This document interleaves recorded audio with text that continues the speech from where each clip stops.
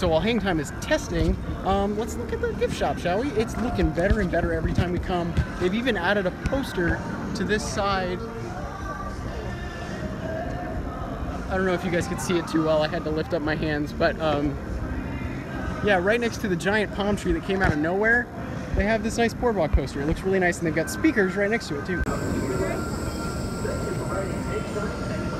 So here's a look at Hangtime's sign in person. It looks amazing. Holy crap. They've also got some grass and some plants going in, also some rock work and stuff. So more landscaping is being done, and it looks great.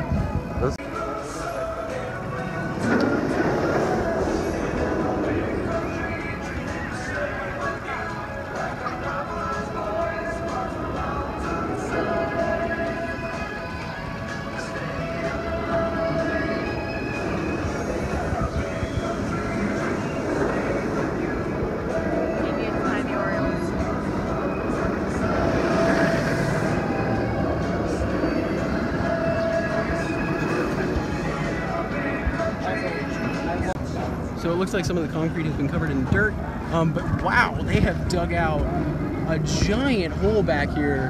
Holy cow. Maybe we'll have to go on Sky Cabin and see how big that hole really is, but it looks at least 5 feet deep.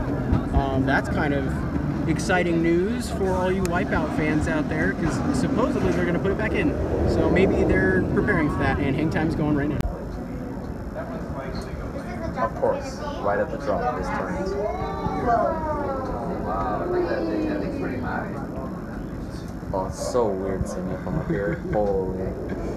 Oh, yeah, it's starting to go now. Actually, you can clearly see the pyramid. Yeah.